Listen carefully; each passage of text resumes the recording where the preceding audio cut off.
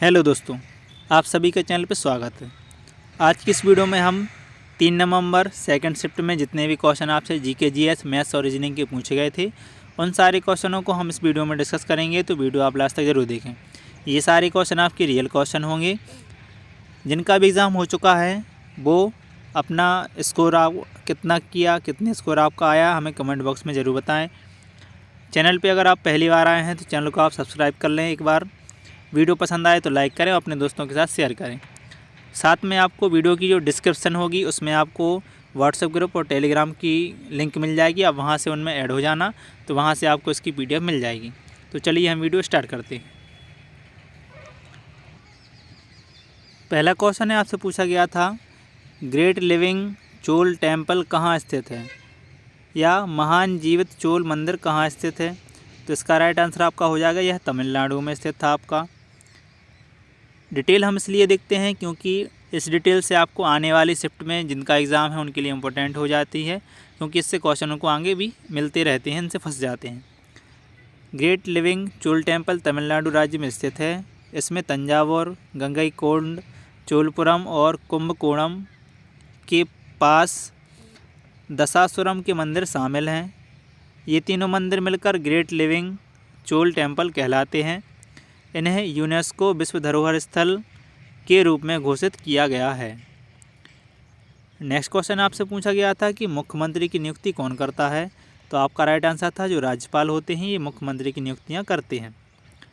मुख्यमंत्री की नियुक्ति राज्यपाल द्वारा की जाती है।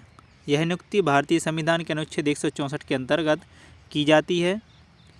राज्यपाल विधानसभा में बहुमत दल के नेता को मुख्यमंत्री नियुक्त करता है।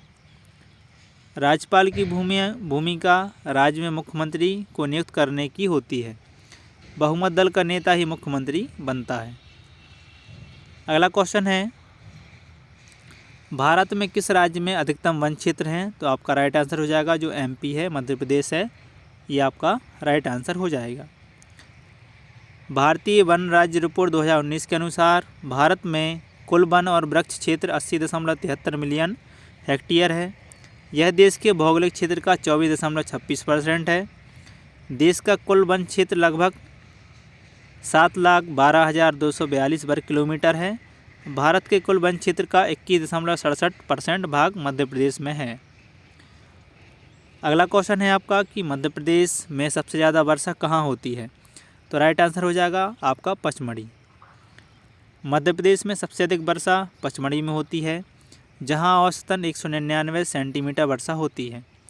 इसके अलावा राज्य के दक्षिण पूर्वी जिले जैसे बैतूल, छिंदवाड़ा, सिवनी, नरसिंहपुर, शहडोल और डिंडोरी में अधिक वर्षा होती है। पचमढ़ी अपनी हरियाली और प्राकृतिक सुंदरता के लिए भी प्रसिद्ध है। अगला क्वेश्चन है, रानी अवंतीबाई का किस क्रांति में योगदान था।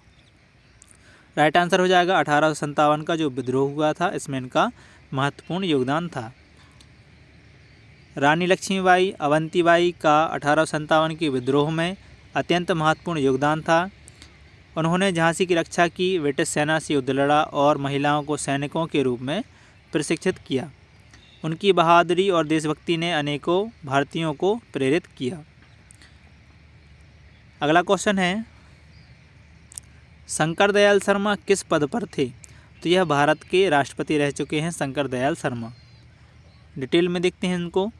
शंकर दयाल शर्मा भारत के 9वें राष्ट्रपति थे। उन्होंने 25 जुलाई 1992 से 25 जुलाई 1997 तक पद पर कार्य किया। राष्ट्रपति बनने से पहले वे कई महत्वपूर्ण पदों पर रहे, जिनमें उपराष्ट्रपति और विभिन्न राज्यों के राज्यपाल भी शामिल थे। राष्ट्रपति बनने से पहले वे भारत के 8वें उपराष्ट्रपति भी रहे। अगला क्वेश्चन है, सेंट्रल प्रोविंस और बरार के क्षेत्रों में अब कौन से क्षेत्र शामिल हैं। राइट आंसर है मध्य प्रदेश, महाराष्ट्र का विदर्भ क्षेत्र और छत्तीसगढ़। सेंट्रल प्रोविंस और बरार के क्षेत्रों में अब 3 राज्य शामिल हैं। इसमें मराठी भाषी विदर्भ क्षेत्र, हिंदी भाषी महाकौशल क्षेत्र और कुछ उड़ीसा के हिस्से भी आते हैं। अगला क्वेश्चन है, आपसे पूछा गया है कि उज्जैन शिक्षा के लिए उज्जैन क्यों प्रसिद्ध है। राइट आंसर है उज्जैन प्राचीन काल से ज्ञान और आध्यात्मिकता का केंद्र रहा है। विशेष रूप से यहाँ खगोल विज्ञान और गणित के अध्ययन के लिए भगवान कृष्ण ने भी शिक्षा प्राप्त की थी। उज्जैन को प्राचीन भारत में एक प्रमुख शिक्षण केंद्र माना जाता था। विक्रमादित्य जैसे शासकों ने यहाँ ज्ञान के प्रसार को और बढ़ावा दिया। अगला क्वेश्चन है तमिलनाडु की प्राचीन सिंचाई पद्धति कौन सी है? तो राइट आंसर है इसका तालाबों, नहरों और तटबंधों का नेटवर्क। तमिलनाडु की प्राचीन सिंचाई पद्धति में तालाबों और नहरों का व्यापक उपयोग था, जिनका निर्माण चोलों के काल में हुआ था। अगला क्वेश्चन है आपका करंट अफेयर्स था आपका ये कि प्रो कबड्डी लीग फ्रेंचाइजी किसने जीती? राइट आंसर है आपका दबंग दिल्ली केसरी ने। नई दिल्ली के त्यागराज स्टेडियम में पुणेरी पल्टन को 31-28 से हराकर प्रो कबड्डी 2025 ट्रॉफी जीती। अगला क्वेश्चन है कि मध्य प्रदेश में सबसे कम मेले किस ज़िले में आयोजित होते हैं? तो राइट आंसर आपका हो जाएगा होशंगाबाद। जो आपका होशंगाबाद नर्मदापुरम है, इसमें सबसे कम मेले लगाए जाते हैं। यहाँ मेलों की संख्या सबसे कम है। प्रमुख मेला लगता है यहाँ पर रामजी बाबा का मेला। अगला क्वेश्चन है, इसको हम थोड़ी डिटेल में और देखते हैं क्योंकि इससे क्वेश्चन आपका बन सकता है। तो जो होशंगाबाद होता है, इसमें आपका रामजी बाबा का मेला और भद्राभान मेला भी लगता है। नाम इसका परिवर्तन हुआ है 7 फरवरी 2022 को। होशंगाबाद का नाम बदलकर अब नर्मदापुरम का रखा गया है। यहाँ सिक्योरिटी पेपर मिल, सुरक्षा पत्र मिल स्थित है। मध्य प्रदेश का पहला मदर डेयरी बैंक भी यहीं पर है। राज्य में सबसे अधिक मेले आपके उज्जैन में लगते हैं। अगला क्वेश्चन है कि ढोला मारू की लोक कथा मध्य प्रदेश के कुछ हिस्सों में गाई जाती हैं, यह मूल रूप से किससे संबंधित है? राइट आंसर है यह राजस्थान से आपके संबंधित है। ढोला मारू राजस्थान की प्रेम प्रसंगयुक्त प्रसिद्ध लोक कथा है।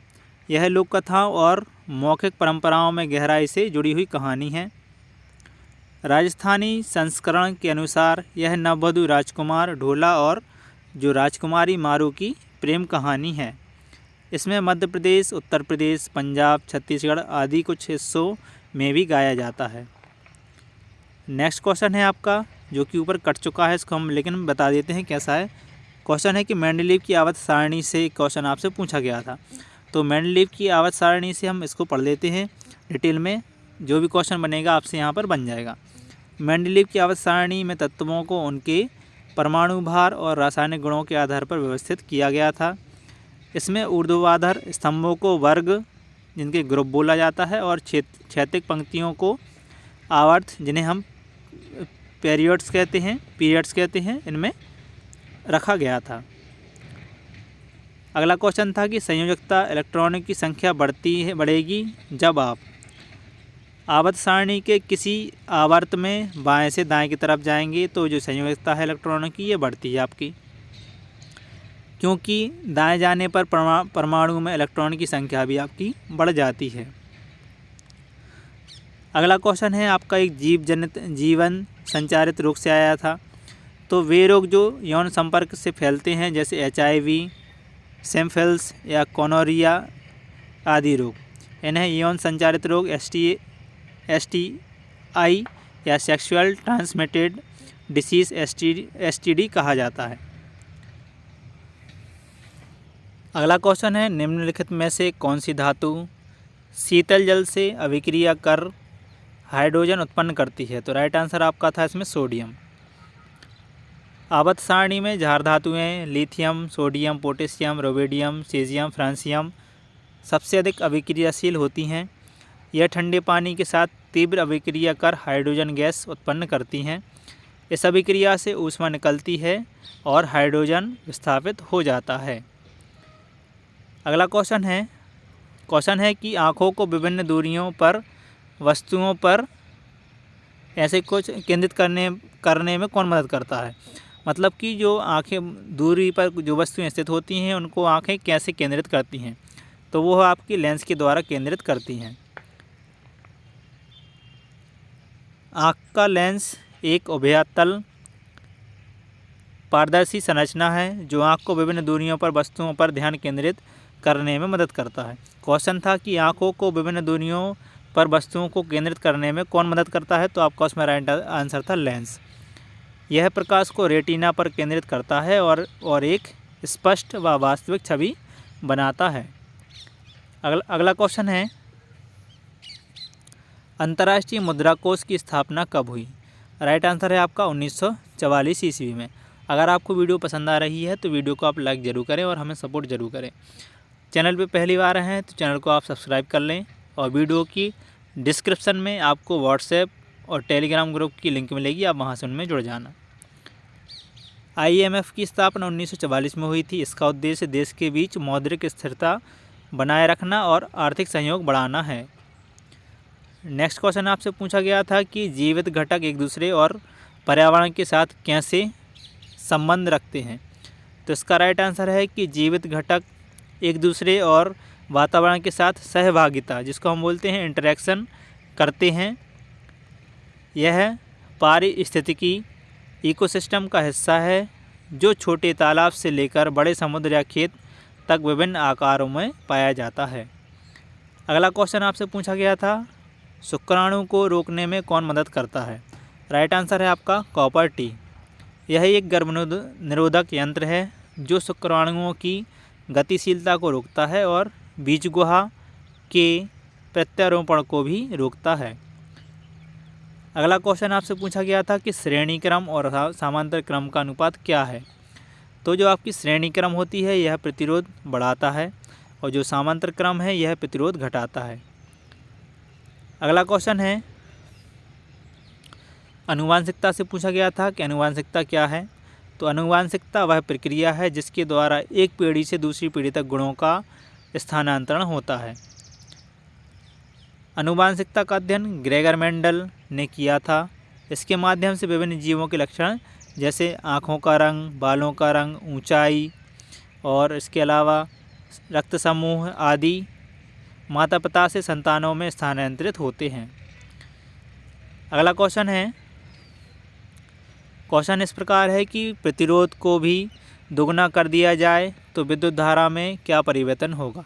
क्वेश्चन साफ नहीं दिखाई दे रहा है लेकिन मैं पढ़ कर बता रहा हूँ कि प्रतिरोध को भी दोगुना कर दिया जाए तो विद्युत धारा में क्या परिवर्तन होगा? तो राइट आंसर हो जाएगा जो विद्युत धारा है यह अपरिवर्तित रहेगी। ओम का नियम कहता है कि I बराबर V/R, जहाँ I आपकी है विद्युत धारा, V वोल्टेज है और R प्रतिरोध है। अब यदि हम इसको दोगुना कर देंगे, V को दोगुना कर देंगे तो 2V हो जाएगा और R को दोगुना कर देंगे तो 2R हो जाएगा। तो इस फॉर्मूले में हम रखेंगे तो 2 से 2 कट जाएगा, तो आपका इसमें कोई बदलाव नहीं होगा। अगला क्वेश्चन आपसे पूछा गया था कि ब्लास्टोसाइट बीज गुहा के प्रत्यारोपण को रोकता है, निम्न में से कौन है? तो यह वही क्वेश्चन आ गया आपका कॉपर टी। अगला क्वेश्चन है आपका कि जब यौवन शुरू होता है तब भी गर्भधारण ना होने के लिए क्या कारण हो सकते हैं? तो यह क्वेश्चन आपको दिखाई नहीं दे रहा है लेकिन मैं पढ़कर बता रहा हूँ कि जब यौवन शुरू होता है तब भी गर्भधारण ना होने के लिए क्या कारण हो सकते हैं? तो इसका राइट आंसर हो जाएगा हार्मोनल असंतुलन, अनियमित ओव्यूलेशन, जीवन शैली संबंधी कारण, तनाव, अस्वस्थ खानपान और प्रजनन स्वास्थ्य से जुड़ी अन्य समस्याएं भी इसमें हो सकती हैं। इसको हम थोड़ा डिटेल में देखते हैं। जैसे कि हार्मोनल असंतुलन, शरीर में एस्ट्रोजन, प्रोजेस्टेरोन या अन्य हार्मोन का असंतुलन ओव्यूलेशन को प्रभावित कर सकता है। फिर है कि अनियमित व अनुपस्थित ओव्यूलेशन, यदि हर महीने अंडा निकलता ही नहीं या समय पर नहीं निकलता है तो निषेचन संभव नहीं होता है। यह PCOS जैसे विकारों में सामान्य है। फिर है आपका कि जीवन शैली के जुड़े कारक, अत्यधिक तनाव, असंतुलित आहार, बहुत कम या अधिक वजन, धूम्रपान या मद्यपान आदि प्रजनन क्षमता पर आपके नेगेटिव इफेक्ट डालते हैं। अगला क्वेश्चन था कि गर्भ निरोधक यंत्र कौन सा है? तो इसमें आपका जो राइट आंसर हो जाता है वो था आपका कॉपर टी। कॉपर टी आपका एक प्रकार का गर्भ निरोधक यंत्र है जिसे गर्भाशय के अंदर प्रत्यारोपित किया जा सकता है या किया जाता है। यह तांबे की पतली तार फ्रेम पर आधारित होता है तथा तांबा शुक्राणु की गतिशीलता और निषेचन क्षमता को कम कर देता है, जिससे गर्भधारण रुकता है। प्रभावी और लंबे समय तक, कई साल तक काम करने वाला विकल्प माना जाता है, लेकिन हर व्यक्ति के लिए उपयुक्तता व साइड इफ़ेक्ट्स, माहवारी में बदलाव, दर्द आदि डॉक्टर से चर्चा करने के बाद जांची जानी चाहिए। अगला क्वेश्चन है कि आवर्त सारणी में पुनरावृत्ति को कैसे दर्शाते हैं। तो राइट आंसर है तत्वों को उनके परमाणु क्रमांक के बढ़ते क्रम में व्यवस्थित करके। आवर्त सारणी में तत्वों को छोटे से बड़े परमाणु क्रमांक के अनुसार रखा जाता है, जिससे भौतिक व रासायनिक गुणों को नियमित रूप से दोहराव दिखाई देता है। इसी क्रमबद्धता से समान गुणों वाले तत्व एक ही कॉलम में आते हैं। उदाहरण है आपका क्षारीय धातु, जैसे कि लिथियम, सोडियम, पोटेशियम में समान रासायनिक व्यवहार दोहराता है। इस दोहराव को दिखाने के लिए वैज्ञानिक यह समझ पाते हैं कि क्यों कुछ व्यवहारिक गुण जैसे जोड़नशीलता, आयनिकता, आवर्तकीय विकिरण इत्यादि समय समय पर किस प्रकार बदलते हैं। अगला क्वेश्चन आपसे पूछा गया था जो कि मैथ्स के क्वेश्चन थे। तो मैथ्स के जो प्रायिकता वगैरह हैं इनसे आपके 1-2 क्वेश्चन पूछे गए। क्षेत्रमिति से 2D 3D के आपके 2 से 3 क्वेश्चन पूछे गए। त्रिकोणमिति में भी आपको 1-2 क्वेश्चन आपसे पूछे गए थे। प्रतिशत की बात करें तो इससे भी आपको सिंपली 2 क्वेश्चन आपसे प्रतिशत के पूछे गए थे। लाभ हानि से आपको 2-3 क्वेश्चन लाभ हानि से देखने को मिले। SICI से भी आपको 1-2 क्वेश्चन आपको SICI से भी यहाँ पर देखने को मिले। औसत से भी आपको 1-2 क्वेश्चन आए हुए थे।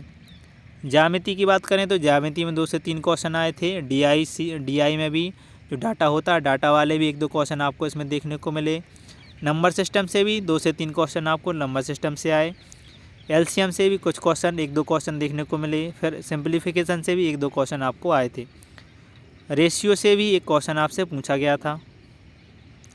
पाइप और टंकी से भी क्वेश्चन 1-2 क्वेश्चन आपको इसमें पेपर में देखने को मिले। ट्रेन से भी एक क्वेश्चन आया था और आयु से भी क्वेश्चन आपसे पूछा गया था। अगर हम टोटल बात करें कि रक्त संबंध से बात करें तो 3 से 4 क्वेश्चन आपके जो सिंपल क्वेश्चन होते हैं रक्त संबंध से पूछे गए। नंबर सीरीज से भी 4 से 5 क्वेश्चन आपसे नंबर सीरीज के पूछे गए। वेन डायग्राम के 2 से 3 क्वेश्चन आपके वेन डायग्राम के पूछे गए थे। साथ में हम बात करें अगर रीजनिंग में एनालॉजी है, जैसे एनालॉजी चैप्टर से 4 से 5 क्वेश्चन पूछे गए। 5 से 1-2 क्वेश्चन रैंकिंग से भी आपके 1 क्वेश्चन पूछा गया। सेलोलिज्म से भी आपके 1-2 क्वेश्चन पूछे गए या 2 से 3 क्वेश्चन आए आपके। कोडिंग डिकोडिंग से भी 3 से 4 क्वेश्चन आपसे पूछे गए। दिशा एवं दूरी से 5 से 6 क्वेश्चन आपसे दिशा एवं दूरी से भी पूछे गए थे। और काउंटिंग फिगर से भी 1 क्वेश्चन देखने को मिला। बात करें मानसिक अभिक्षमता की, अभिरुचि की, तो 4 से 5 क्वेश्चन मिले इसमें आपको। जैसे घड़ी से, सिमिलर सेट से 1 क्वेश्चन, सिटिंग अरेंजमेंट के 1-2 क्वेश्चन मिले। कथन निष्कर्ष के भी 1-2 क्वेश्चन देखने को मिले और पजल के भी आपको 1-2 क्वेश्चन आप इसमें देखने को आज मिले। तो इस तरीके से आपका ये जो पेपर था ये आपका इस तरीके से इसमें क्वेश्चन आपसे पूछे गए थे। तो यह 3 नवंबर सेकंड शिफ्ट का आपका एनालिसिस था। वीडियो कैसा लगा आप कमेंट बॉक्स में ज़रूर बताएं। और आपने इसमें कितने अटैम्प्ट किए थे, आपके कितने नंबर में बने हैं, आप हमें कमेंट बॉक्स में ज़रूर बताएं। वीडियो पसंद आई है तो लाइक कर लें और आपके जो भी क्वारी हैं वो हमें कमेंट बॉक्स में बता सकते हैं। वीडियो देखने के लिए धन्यवाद। अगली वीडियो में हम फिर से मिलेंगे, तो आप चैनल को एक बार सब्सक्राइब कर लें। वीडियो पसंद आई है तो लाइक ज़रूर कर लें। अगले वीडियो में हम फिर मिलेंगे, तब तक के लिए जय हिंद।